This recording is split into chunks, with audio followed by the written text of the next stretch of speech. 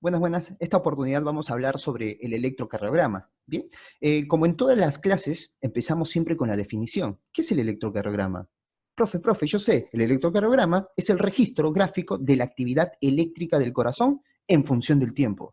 Pepe Lucho, ¿cómo estamos? Estamos afiladísimos. Así es, profe, estamos estudiando, estamos estudiando.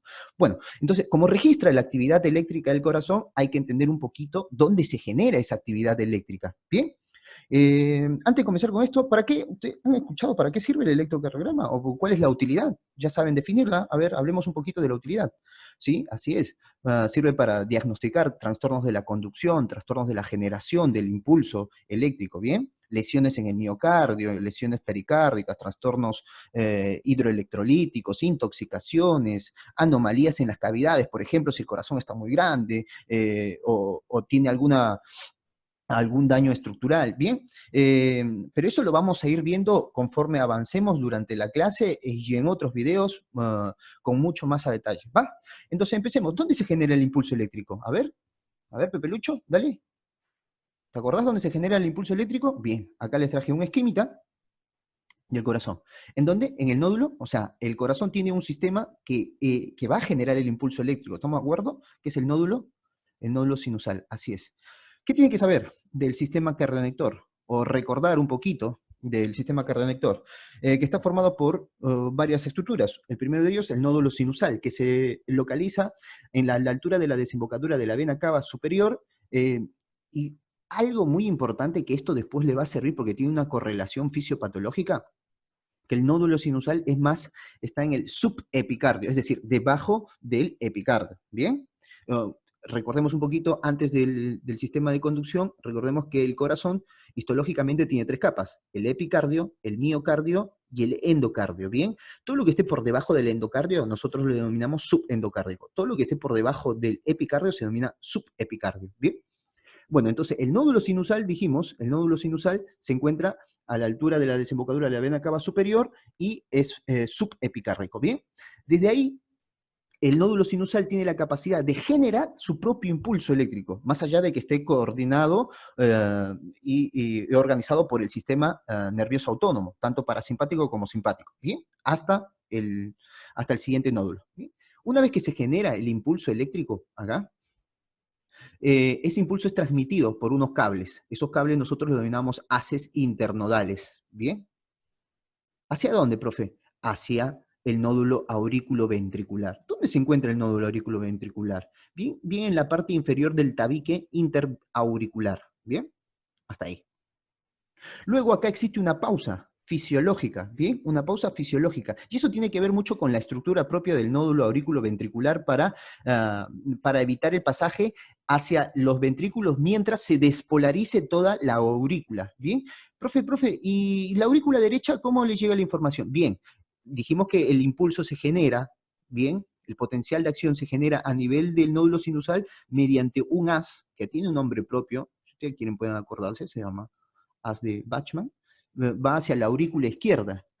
Profe, y bien, desde ahí, una vez que se transmite toda la electricidad, ese potencial de acción por estos cablecitos, bueno, empieza toda la despolarización auricular. Entonces el miocardio auricular comienza en fase de, luego, después de esa despolarización, después de que se active, comience en la fase de contracción. ¿Bien? O sea que para esto me sirve también la pausa fisiológica a nivel del nódulo AB, del nódulo aurículo-ventricular. Así es, ¿bien? Así le da chance a que se contraiga las aurículas, ¿bien? Mientras se está llenando el ventrículo. Perfecto, profe, perfecto. Estamos haciendo un repasito de ciclo cardíaco también, estamos haciendo un repasito de ciclo cardíaco, ¿bien? Después del nódulo aurículo-ventricular, el impulso pasa por un cable grueso, acá denominado haz de His, el tronco del haz de His, que se divide a nivel del septo interventricular en dos ramas, una gruesa y corta, que es la rama izquierda del haz de His, y una delgada, que es la rama derecha, larga y delgada. ¿Bien? Esta rama gruesa del haz de His tiene dos haces a su vez, una anterior y una posterior. ¿Bien? Para después terminar ambas en fibras. ¿Cómo se denominan esas fibras? las fibras de Purkinje que estoy dibujando acá. Bien, desde el subendocardio. Bien, bien, subendocárdico. Ah, profe, hasta ahí va el impulso eléctrico, viaja desde acá rapidísimo, rapidísimo, rapidísimo, rapidísimo, se conduce la electricidad, el potencial de acción, la despolarización. Así es, profe, así es, así es. Y de acá, desde el endocardio hacia el epicardio, del endocardio hacia el epicardio, es el vector, o sea, ahora les explico qué quiero decir con vector, es la despolarización del, de la masa ventricular, ¿bien?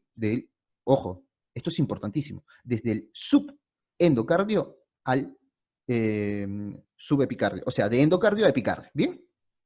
Bien, perfecto. Ya tenemos esta es la secuencia de despolarización, ¿bien?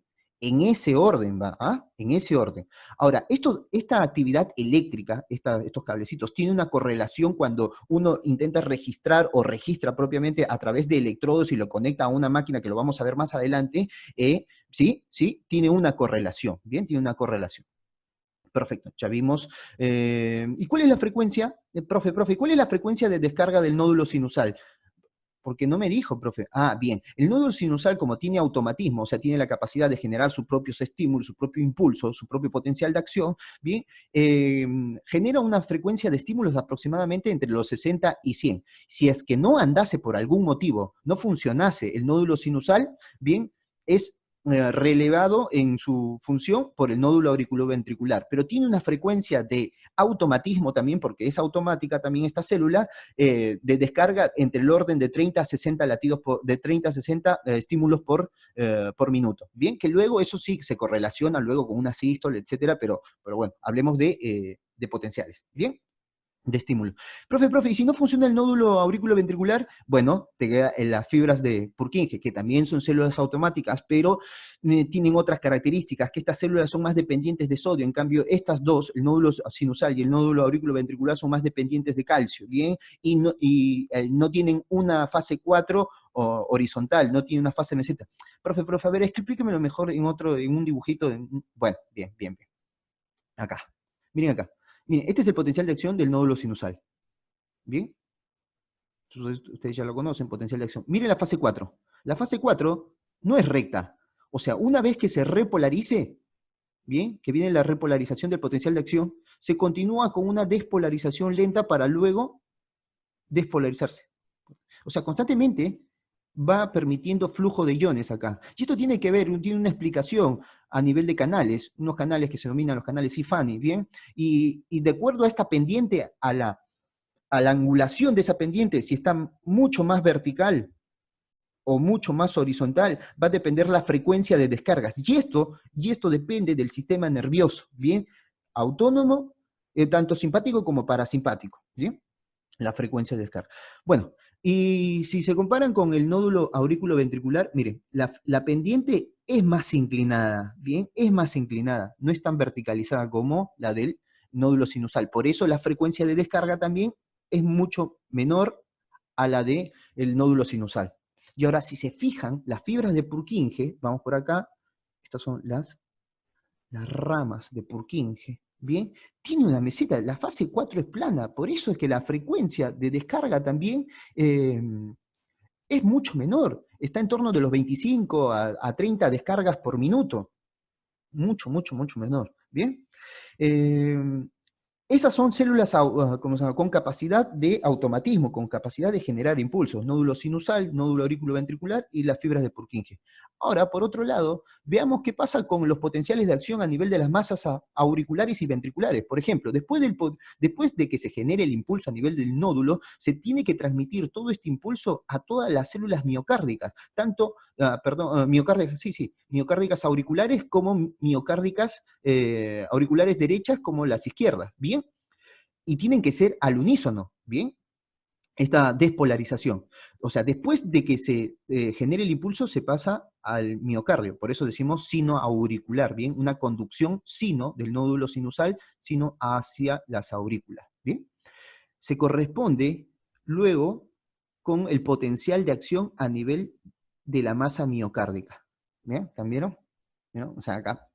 Este es el potencial del miocardio. Bien, es un potencial de acción en meseta también, bien, una meseta ligera, bien, con una fase 2 mucho más breve, porque la masa y la fase 2, si ustedes recuerdan, en fase de potencial de acción típica, que está acá, por ejemplo, esta es la fase de el potencial de acción típico de una célula miocárdica con un potencial de acción de reposo en cerca de los menos 85 milivoltios, bien, que tiene una fase 0, una fase 1, una fase 2 bien marcada en meseta, con una fase 3 más rápida y una fase 4 horizontal, ¿bien? Con una fase 4 estable, decimos, ¿bien? A nivel de este potencial acción típico. Bien, miocardio ventricular, miocardio auricular. ¿Cuál es la diferencia de entre los potenciales de acción?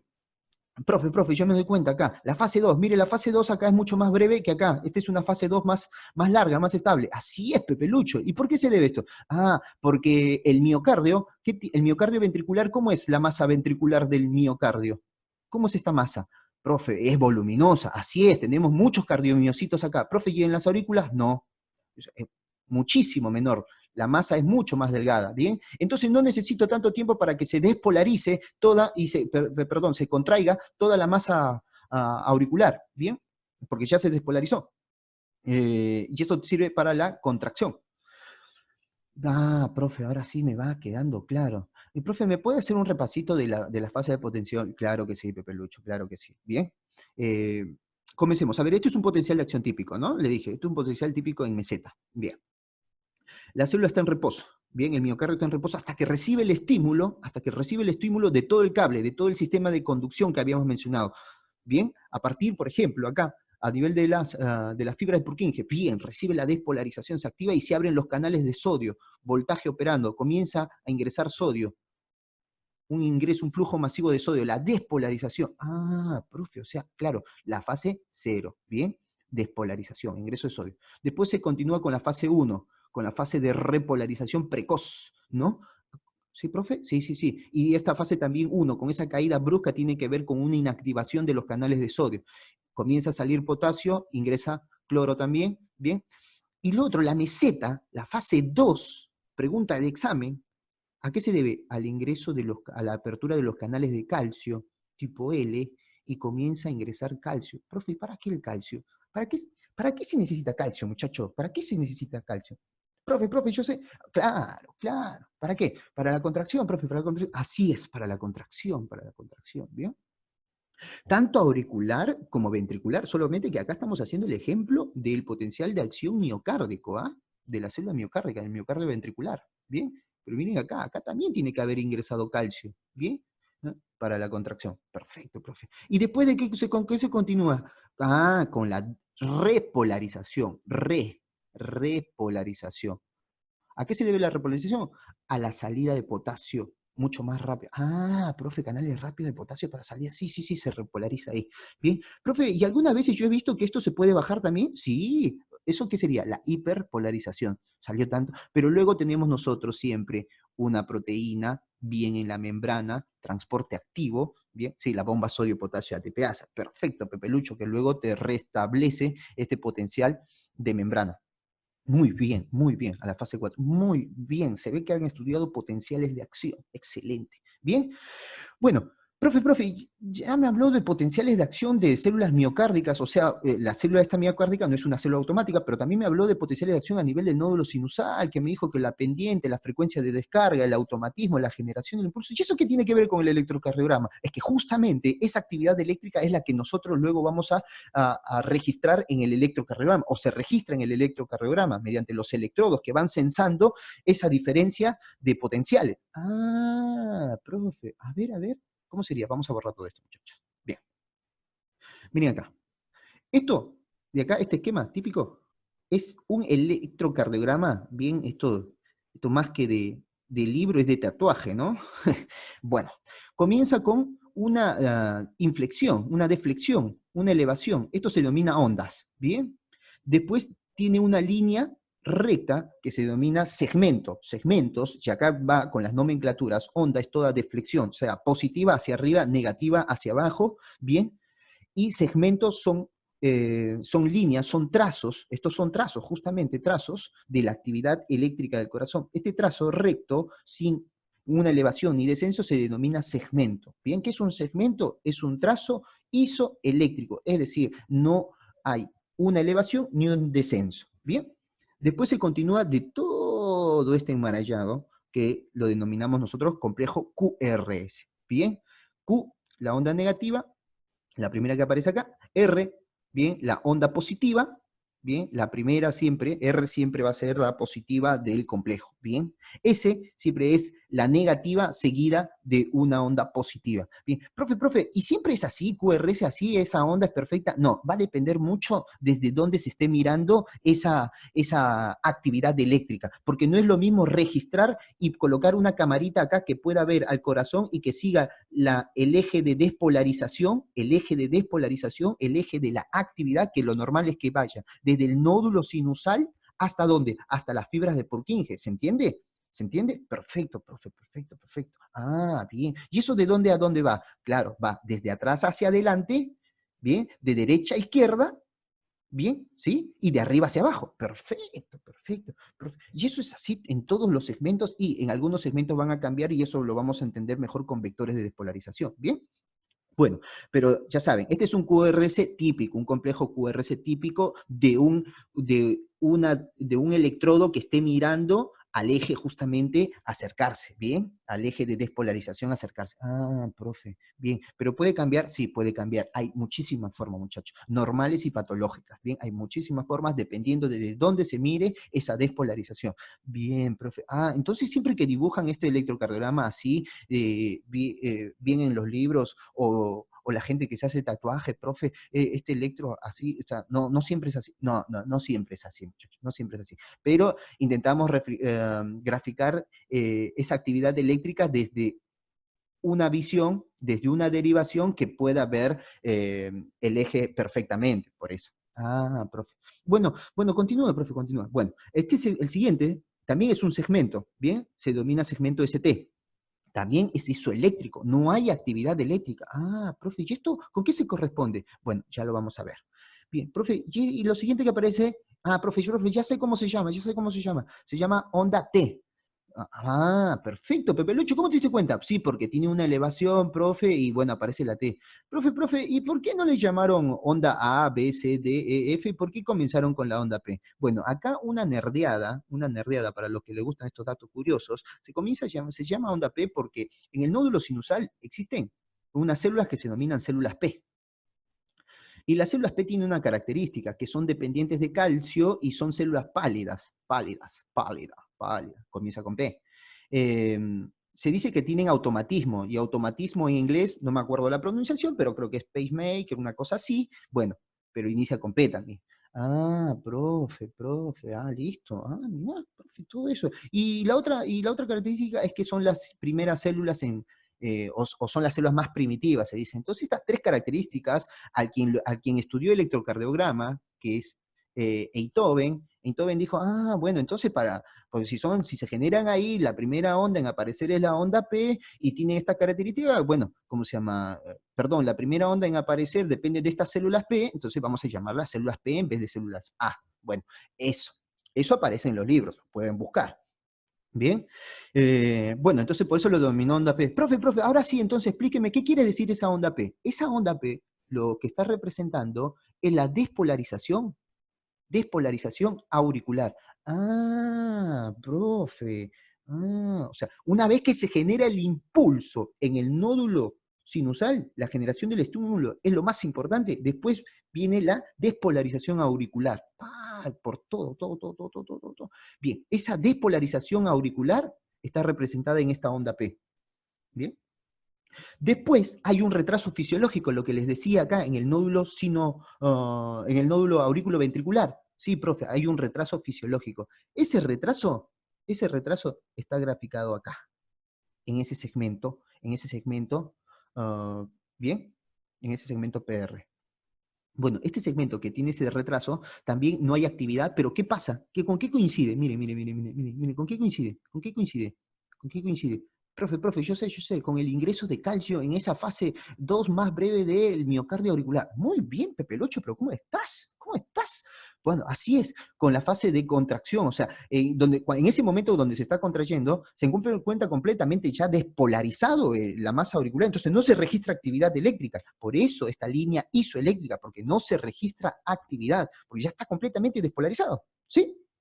Perfecto, muy bien. Profe, ¿y el complejo QRS con qué se correlaciona? Miren acá, miren acá, miren acá. ¿Con qué se correlaciona? ¿Con qué se correlaciona? Con la despolarización, con la fase cero del miocardio. Así es, perfecto, Pepe Lucho. La despolarización, ¿qué? Ventricular. Perfecto, perfecto.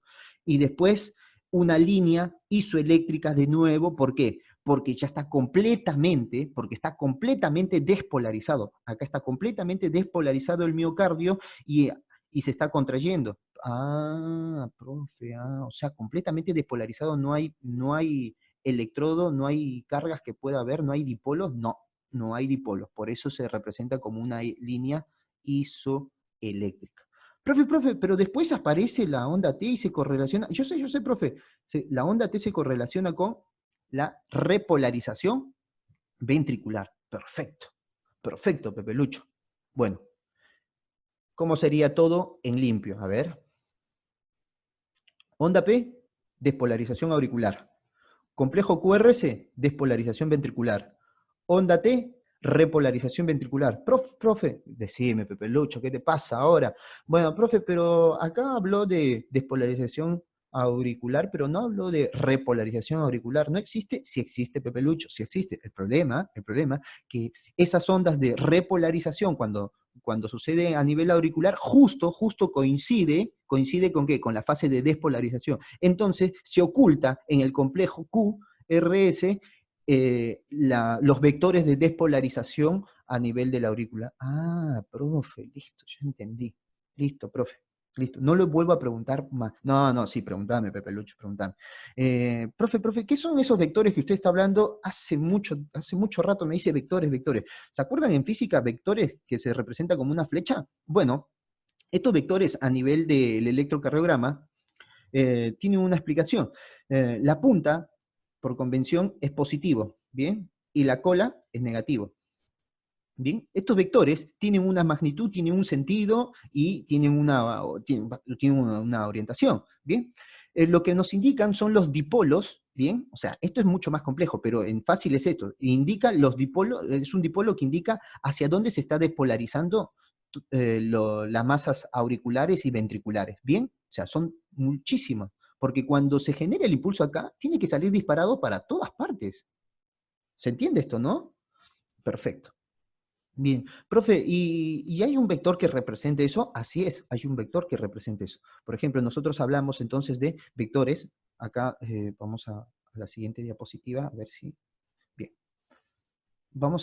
les voy a hacer un esquema, por ejemplo, a nivel de las aurículas, ¿bien? Lo que usted tiene que tener en consideración es que la aurícula derecha es un poquito más alargada, ¿bien? La aurícula izquierda va hacia acá. El vector de despolarización, o sea, se genera en el nódulo, este va a ser el nódulo sinusal. Bien, vamos a terminar hacia el corazón. Bien,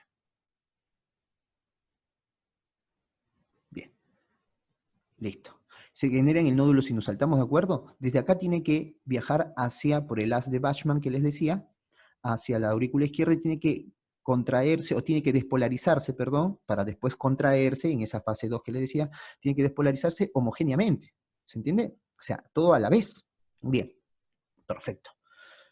Y se representa los vectores así, por ejemplo, hacia la izquierda se despolariza la aurícula izquierda, obviamente, ¿no?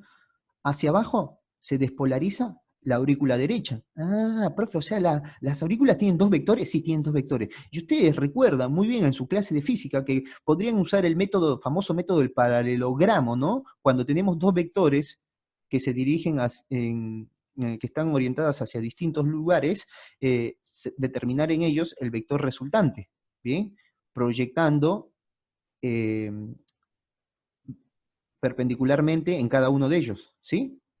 Eso es una forma de sumar esos vectores. Bueno, y acá también podemos determinar nosotros el vector resultante a nivel de la despolarización tanto de la aurícula derecha como de la aurícula izquierda, que sería por acá, ¿no? Si proyectamos una perpendicular hasta acá, pero tiene que ser también hasta acá, entonces me confundí yo.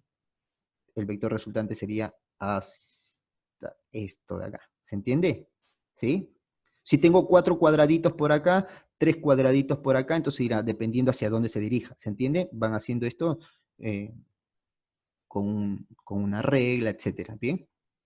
Bueno, ese sería el vector resultante de la despolarización auricular. Ah, profe, o sea, esto de acá es la resultante de todo. Sí, porque si es que hablamos solamente de la aurícula, diríamos que la aurícula se despolariza hacia el lado izquierdo. ¿Estamos de acuerdo? Si hablamos de la derecha, de la aurícula derecha, hablamos que se despolariza hacia abajo, ¿no? Ah, profe, ya van entendiendo así, hacia abajo, hacia adelante. Ah, bien, profe.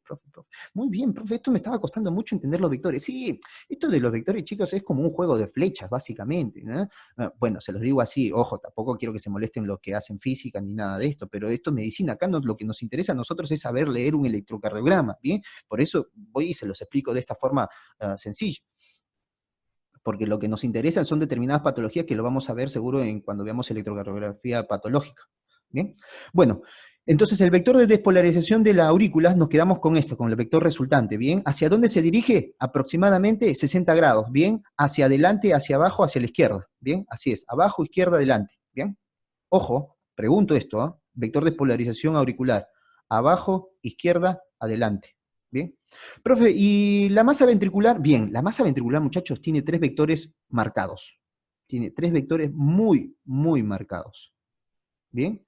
El primer vector que va a aparecer es el vector septal, se llama, ¿bien?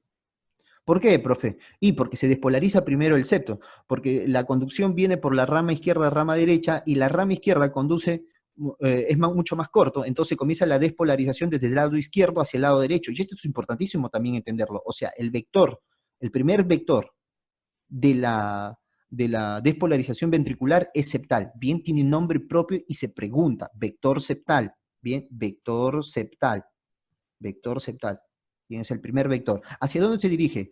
Hacia la derecha, hacia abajo, bien, hacia la derecha, hacia abajo y hacia adelante, bien, bien, abajo, derecha, adelante, abajo, derecha, adelante, abajo, derecha. Profe, ¿y el segundo vector? Este es el primero. El segundo vector es el ventricular. Profe, ¿y hacia dónde se dirige? Bien, esto lo voy a hacer un poquito más. ¿Bien? Hacia dónde creen? ¿Hacia dónde creen el ventricular? Bien, así es, Pepe Lucho, hacia abajo, hacia izquierda y hacia atrás. Bien, hacia abajo, hacia izquierda y hacia atrás. Profe, ¿y qué pasa? ¿Y por qué sea hacia atrás y hacia la izquierda? ¿Y por qué no hacia la derecha el ventricular? Si no tenemos ventrículo derecho, sí, pero les decía que esto es proporcional a la despolarización de la masa miocárdica. ¿Dónde hay más miocardio, muchachos? ¿En el ventrículo izquierdo o en el ventrículo derecho? Y, profe, depende. Muy bien, pero lo normal, no estamos hablando de enfermedades, Pepe Lucho, lo normal es que exista mucho más en el ventrículo izquierdo. Perfecto. Por eso, hacia atrás, bien, hacia atrás le dije, sí, hacia atrás, hacia abajo y hacia la izquierda. Ese es el segundo vector. Bien. El tercer vector, bien, es el de la masa ventricular basal, pero la basal posterior, bien, o basal también superior, le dicen. Bien, ese vector basal se dirige hacia atrás, hacia la derecha, bien, y hacia arriba. Ah, profe, o sea que si el miocardio ventricular se pasa. Sí, ese es el tercer vector.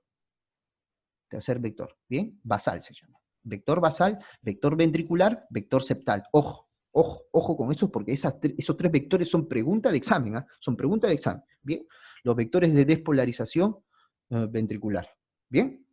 Listo. Ya saben, vectores de despolarización, entonces hagamos una secuencia de cómo se podrían ver estos en un electro, ¿bien? Ojo, de nuevo, el complejo QRS va a depender, muchachos, ¿ah? Va a depender desde dónde se miren, esto ya lo saben, ¿no? Bueno, lo vamos a explicar mucho más adelante también. Bien. Ya que conocen los vectores, voy a borrar todo esto. Listo. ¿Qué les estoy mostrando acá? ¿Qué es, Pepe Lucho? Bueno, después de lo que les expliqué. Perfecto, Pepe Lucho, la despolarización auricular, perfecto, se está despolarizando la aurícula. ¿Vieron? Las dos aurículas, acá, las dos aurículas se están despolarizando uniformemente. Pregunta de examen, es uniforme. Bien, la despolarización auricular. Profe, ¿por qué? Pero si el nódulo sinusal no está a la derecha, sí, pero tiene un haz delgadísimo y que viaja rápido también, que es el haz de Bachmann y va hacia la aurícula izquierda. Bien, ¿estamos de acuerdo? Se despolariza uniformemente. Profe, ¿y después qué viene? ¿Qué viene después, muchacho? Todo está completa, totalmente, todo el miocardio auricular, ¿cómo está? Despolarizado. Bien, si está despolarizado completamente, ¿se registra alguna actividad, algún dipolo? No, no se registra un dipolo, no hay actividad. Bien, se está entendiendo esto de lo de dipolos, ¿no? Las despolarizaciones. A ver, bueno. Miren, por si queda alguna duda, esto es una membrana celular, ¿bien? Hacia adentro lo vimos en potenciales de membrana. Bien, esta es una membrana en reposo. ¿Y cómo está una membrana en reposo? Tiene un potencial de membrana de reposo negativo, ¿no? Negativo el intracelular, positivo el extracelular. O sea, esto está polarizado. ¿Estamos de acuerdo? Esto es un reposo. Bien, ahora viene un estímulo y despolariza la membrana. Si despolariza, en este sentido, bien, esto se va a tornar negativo y hacia adentro ingresa cargas positivas, porque la despolarización tiene que ver con el ingreso de sodio, ¿estamos de acuerdo? ¿Sí? ¿Bien? Entonces positivo, acá negativo. Acá se ve el dipolo. Esto es lo que registra.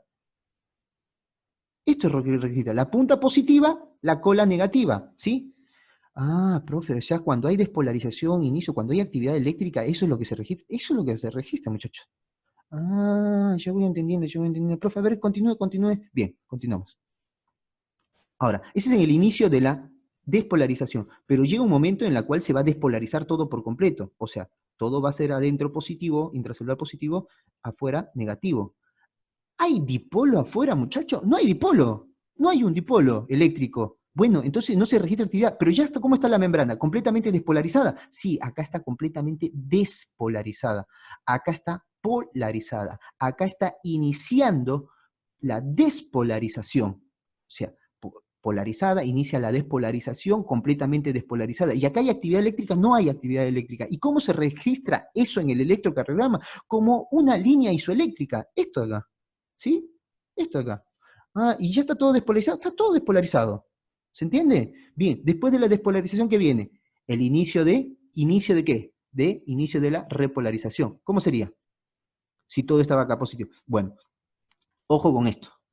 Ojo con esto porque le sirve para miocardio también para poder entender.